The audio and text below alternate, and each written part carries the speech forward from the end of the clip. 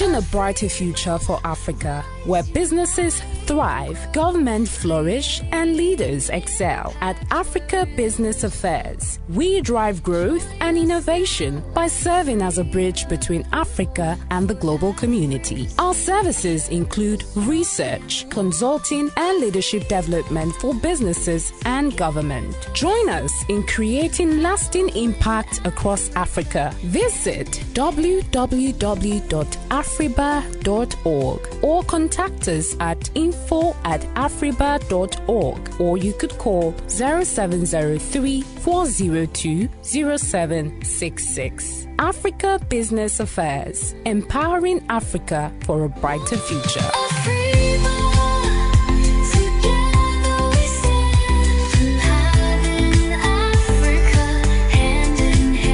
Every business and industry, they say, has got its own challenges that it has to grapple with. Some of this challenge could be easily managed, while other challenge would require a little patience for it to abate.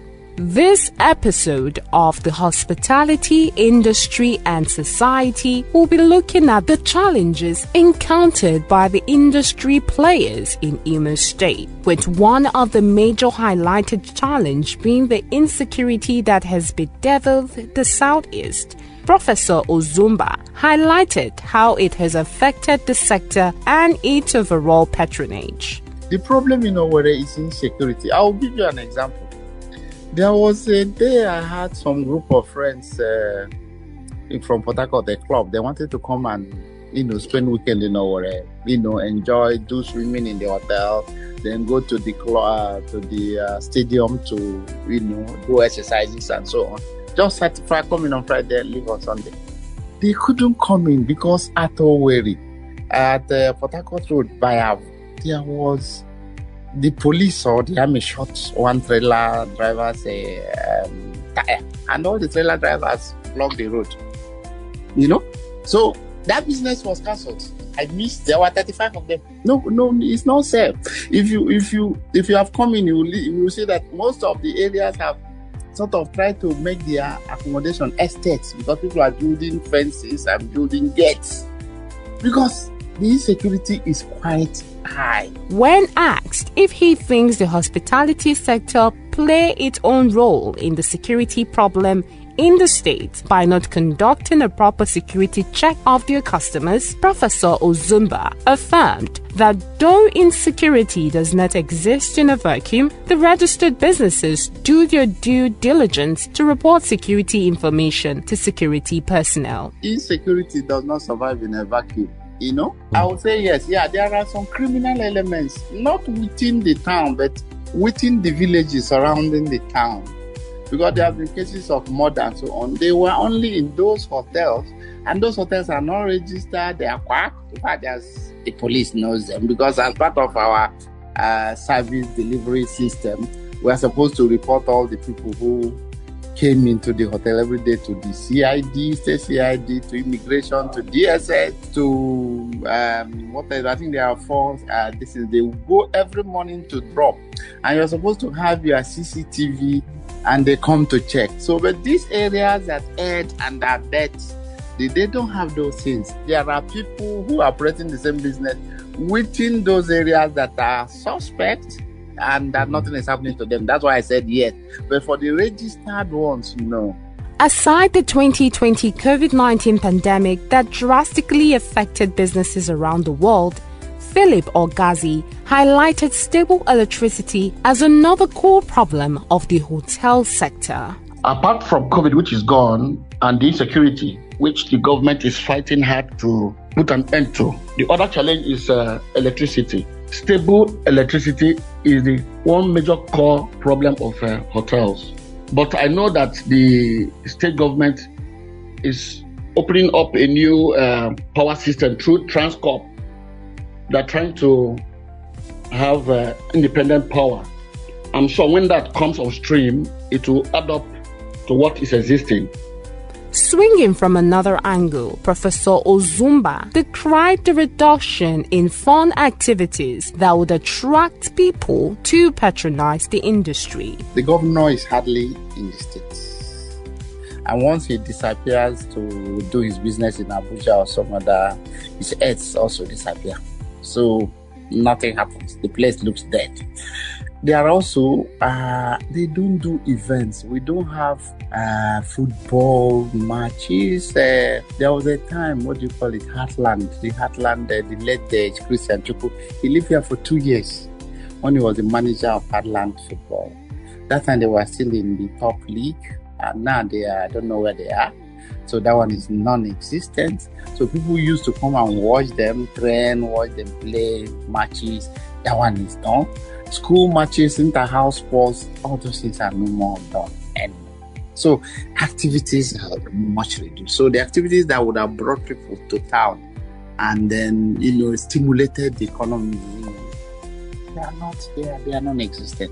Reiterating the same issue of insecurity, Dr. Ogunyemi Odunayo highlighted it as a reason why the sector doesn't seem to be thriving as compared to the successes recorded 6 years ago. Yeah, the people that came into the business 10 years ago, they have realized substantial part of the return on investment.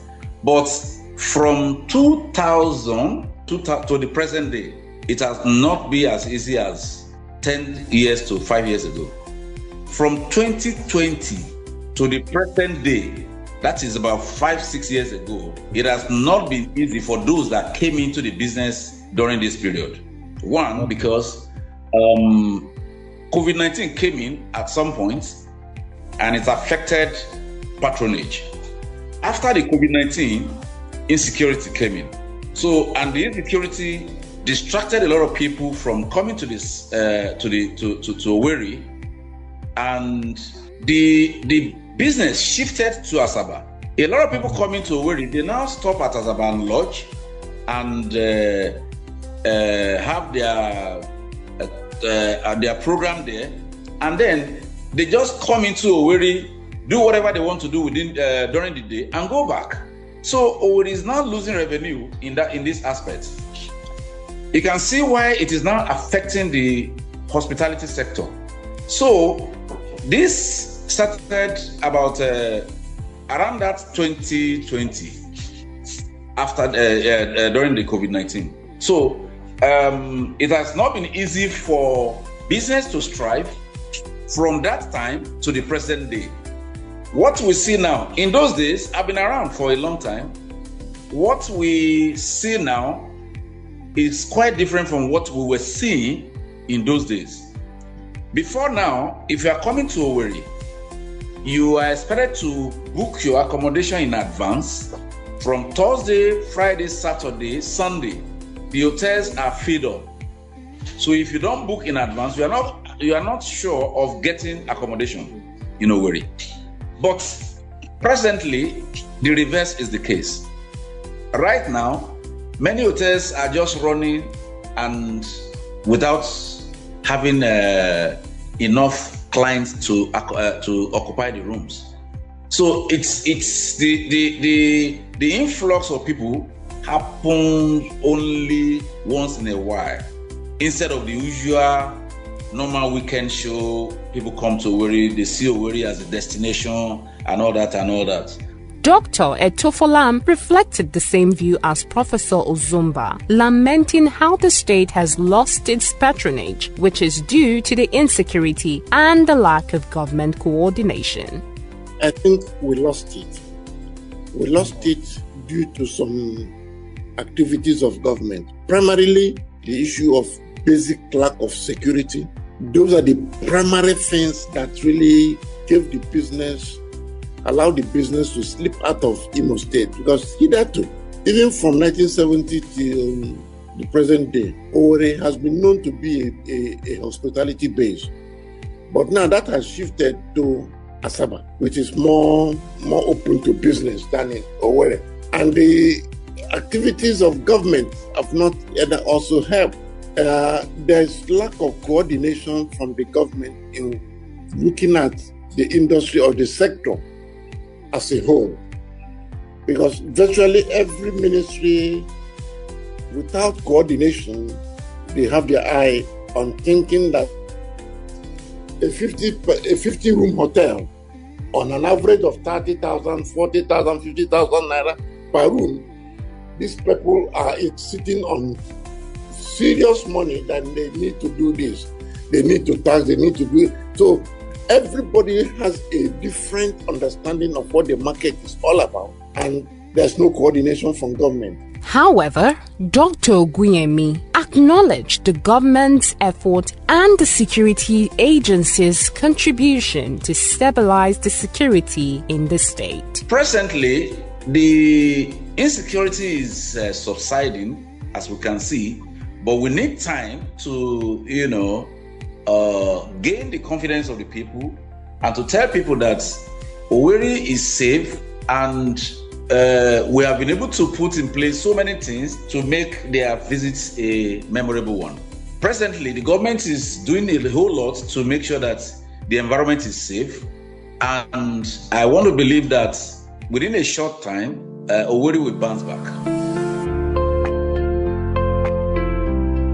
We at Afriba offer the following services: research, consulting, and leadership development for businesses and government. Join us in creating lasting impact across Africa. Visit www.afriba.org or contact us at info@afriba.org, or you could call 0703 402 0766. Africa Business Affairs, empowering Africa for a brighter future.